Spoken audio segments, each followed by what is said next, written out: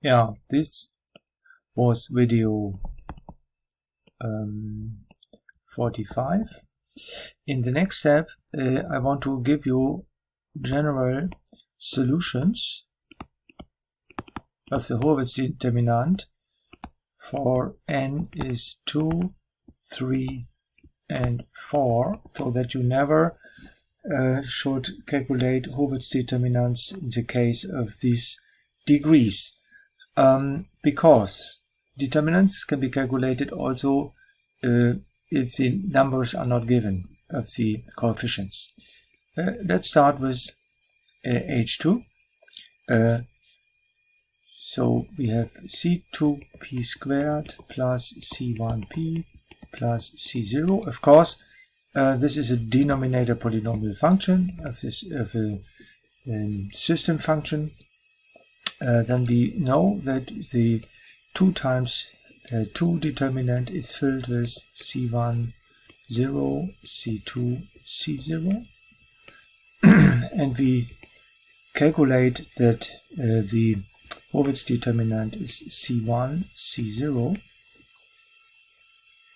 And we can exactly say, okay, this must be not 0 and larger than 0. And we can say, okay, first condition is all 3 coefficients must be positive. Additionally, the Hurwitz determinant must be positive. The Hurwitz determinant is the product of C1 and C0. If these are positive, this also must be positive. So this is not a new information. So we can say the positive values of the 3 coefficients is sufficient. So we can say, yeah, this is written in the first block of my workbook, page 35. A system with a degree of 2 is stable if and only if all 3 coefficients have equal signs and are unequal to 0. Yeah, so no other condition must be true. If you have a second order system, just look for the signs of the 3 coefficients. If the signs are the same, system is stable. If one of the 3 coefficients is negative, system is unstable. Or if C1 or C0 is 0, system is unstable. So no, not ever calculation of the Hurwitz determinant in the case of N2 is necessary. Let's do this for N3. Yeah, this is N2. Now, case third order function. We have C3 p to the power of 3 plus C2 p to the power of 2 plus C1 p to the power of 1 plus C0 times p to the power of 0 is of course 1. So this is the denominator polynomial function,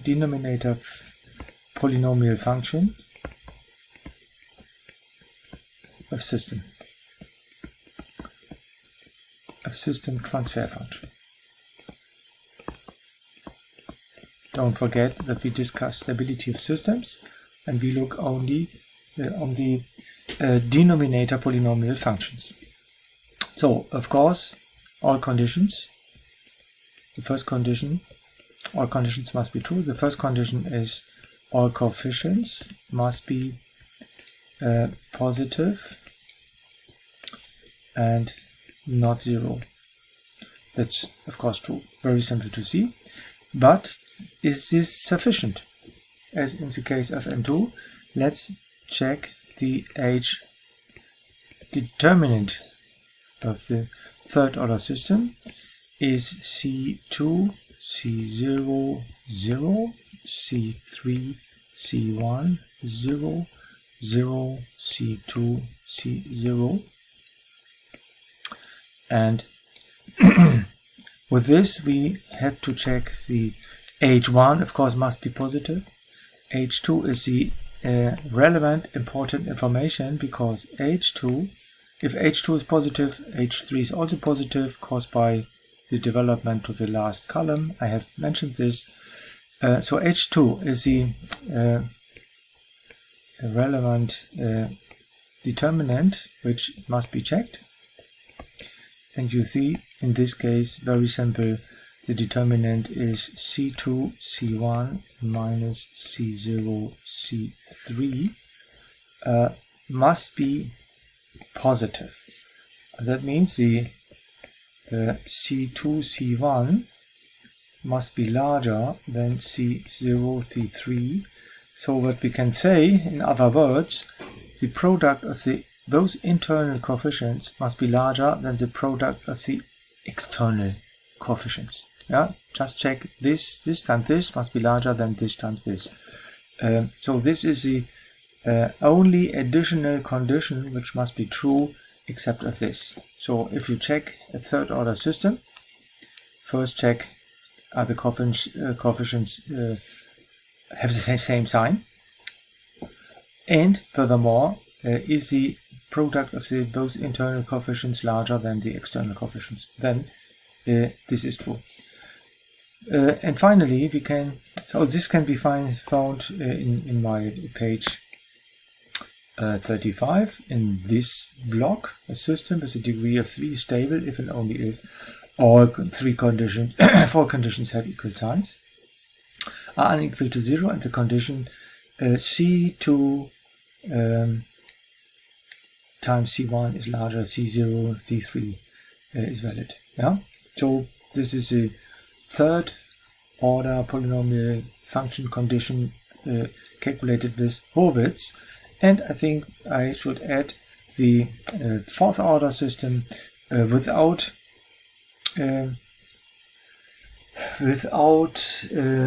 showing the way, because the way is simple. Just execute the calculation of the Hurwitz determinant.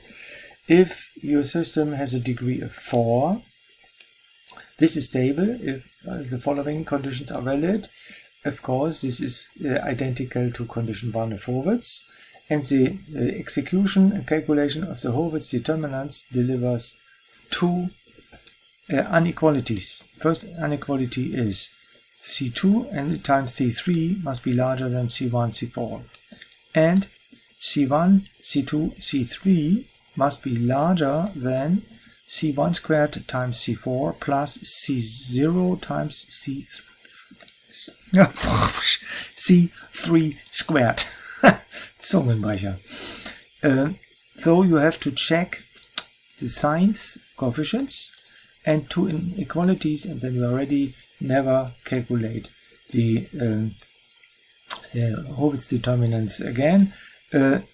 Let's apply the degree of 4 general condition to one example what we have calculated before. Okay, so in 4C workbook page 35, now we want to do this example with case F. We have not done this, so this is new, but now we want to execute the example with my box page 35 for n is 4. So now I have copied case F, our exercise, and copied the general condition on page 35, and now we execute this. So n is 4, clear, and then all coefficients C4, C3, C2, C1 and C0 are positive, not 0. So the first condition is true. And now we start with the C2, C3 larger than C1, C4. This is 0, 1, 2. This is 24 times C3 is 8. Must be larger than C1, 32 times C4. C4 is 1. Without calculation, you can see 24 times 8 is larger than 160 is of course larger than 32. This is okay. Yeah. Then we have to go to the third inequality that is rather a little bit more complicated. C3 must be larger than C1 to the power of 2, C4 plus C0 times C3 squared. So C1 is 32 times 24 times 8 must be larger than C1 squared, 32 squared times 1 plus C0 16 times C3 squared is 8 to the power of 2. Yeah, if we use calculator, we get the following results. Yeah, after calculation of these numbers with my handheld calculator, you see 6,000 is larger than 2,000, so we can say this is okay. So system must be stable. System stable. I check the poles. We have 4 poles: p infinite 1, p pole 2, p pole 3, and p pole 4. The result is, in our case, I calculate with my roof finder, with my tool. This gives 4 equal poles with -2, or our polynomial function denom is p plus 2 to the power of 4. So I think stability is proven. These inequalities are easy to execute, more easier than polynomial function, Hurwitz criterion and calculation with determinants. So I think if you have n, 2, 3, or 4 conditions, go into these blocks and then execute the inequalities, and then you have very quick results. Okay, next example I want to show you is the stability criterion for my 3PT1 system used in chapter 3.9. So I want to investigate. Now this is an example. Now the number of the examples now I think are unknown. For further example, last example is stability investigation, stability of 3PT1 system with P controller, where the 3 time constants are not given. So we have the following situation, very similar to that what we have used in chapter 3.9. We have a P controller with a K and 3 PT1s, where we only know that the total gain of the open loop is K, because the stability depends on the DC gain of all 4 blocks. So I just put all K's of the process and the controller together to a total K. That is not decrease of generality, you can say. So we have a negative feedback. We have seen in special cases, in one case in our simulation in the chapter 3.9, if K is too large, then system starts oscillation and becomes unstable. Where is the limit of K? Or another question, in which range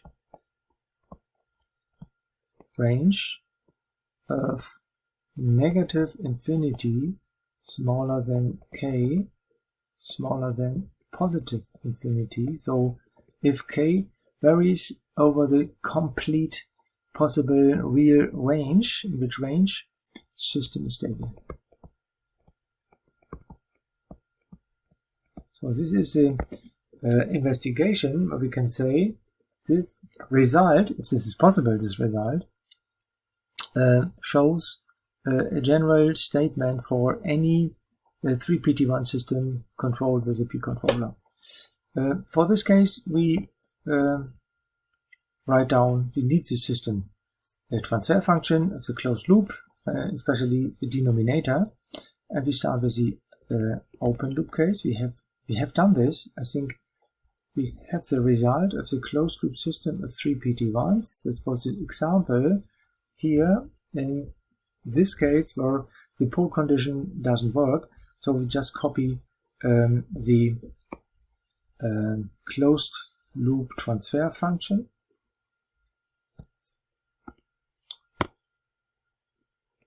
Fw is k divided by k plus the product of the 1 plus pt terms of my system.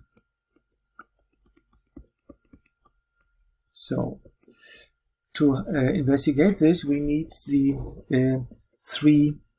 four conditions. We get a third order system, p to the power of 3, and the c's have to be calculated, so we have to factor out the multiplication of the 1 plus the pt terms. K divided by k plus first product of the first both quantities is 1 plus p t1 plus t2. I combine those elements plus p squared t1 t2 multiplied with 1 plus p t3. Now I only write down the denominator. Now only investigate denominator. So that is denominator is equal k plus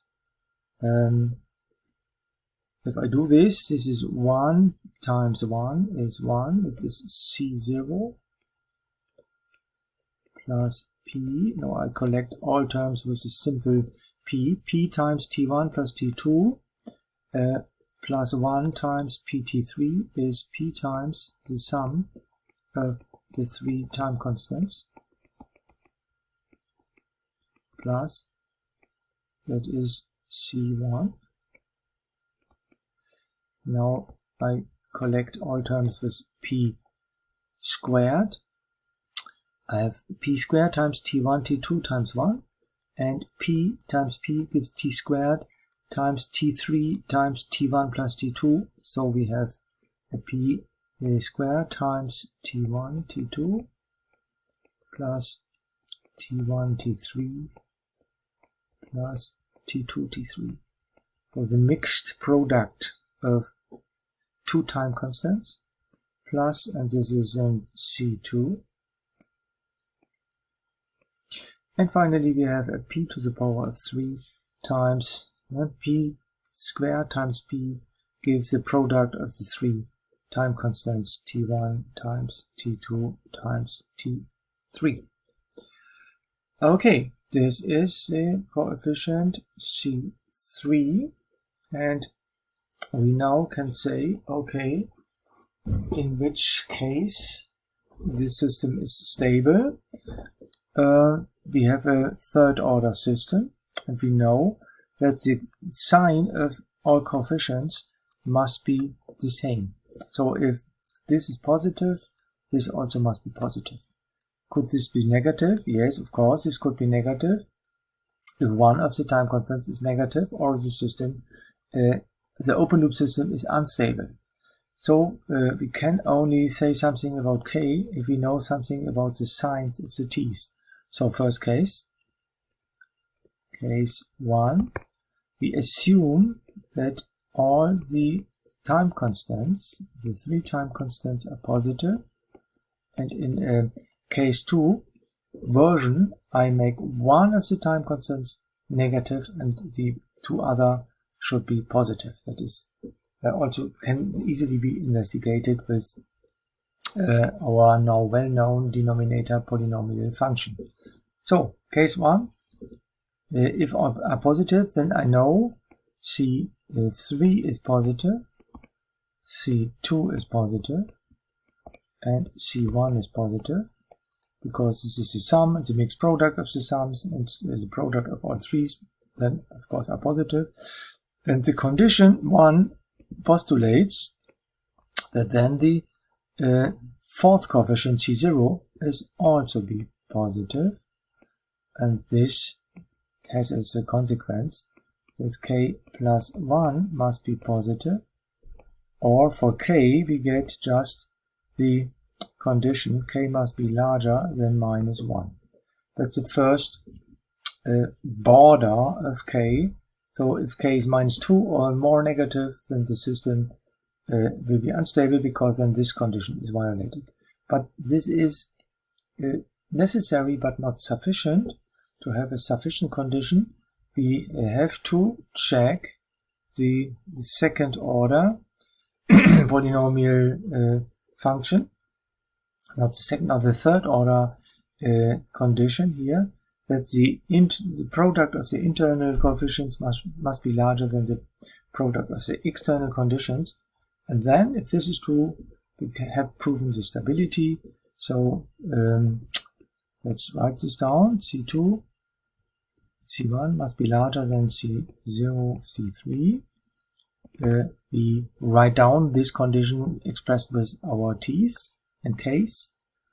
So we have here the T1 plus T2 plus T3 coefficients multiplied with T1, T2 plus T1, T3 plus T2, T3 condition must be larger than k plus 1 multiplied with the product of all three time constants. We want to have a condition for k, so we divide by this product, and the division by this is executed within this quantity. And then you see we solve for k plus 1. We can say, okay, k must be smaller than minus 1. This 1 brought on the other side, k minus 1 plus the sum of the time constants, this element, multiplied with this quantity divided by this quantity, and this can be written in 1 divided by T1, that is this divided by this, plus 1 divided by T2, that is this divided by this, plus 1 divided by T3, that is this divided by this quantity. So k must be smaller than minus 1 plus the sum of the t's multiplied with the sum of the inverse of the t's. Numerical example. Note in chapter 3.9 we have the following values. T1 is 0.3, T2 is 0.2, and T3 was 50 milliseconds, 4.05.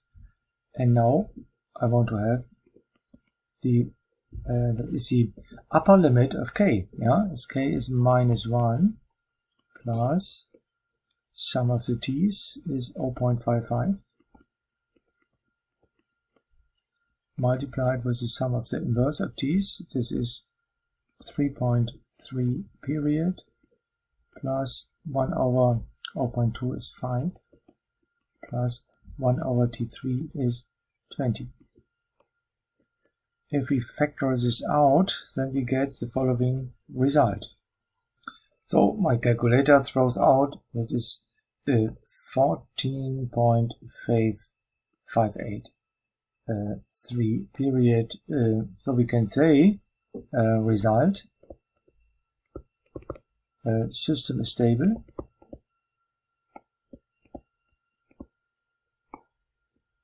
For minus 1 smaller than k, smaller than 14.583 period, or if we draw this on the k-axis, we can mark this area. If this is 0, we can say, okay, this is -1, this is a k limit, this is k limit. We can say, okay, for these variables the system is unstable, for these values of k the system is unstable. Here we have a clear stability range. If k is between -1 and plus 14.583, then the system is stable, otherwise not. I think this is so far okay. Now I want to show you the simulation. So this ends up in video 46. And in the last video I show you the simulation of this, if this can be proven with a numerical simulation, and I want to show you what happens if one of the time constants is negative. That is case 2 of this situation, and you will see that we very easily have the result, including simulation, what happens if I have an unstable 3PT1 system with one negative time constant controlled by a P-controller. The question is, can a P-controller stabilize the open loop unstable system?